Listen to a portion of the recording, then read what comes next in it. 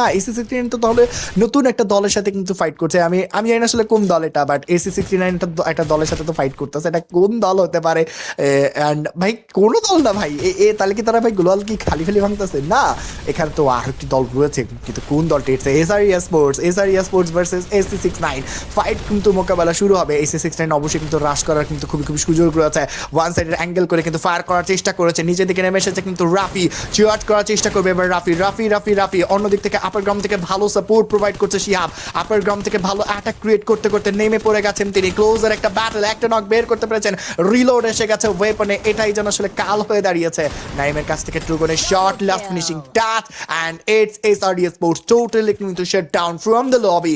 18 জন অ্যাথলিটের খেলা কিন্তু আর মাত্র বাকি রয়েছে।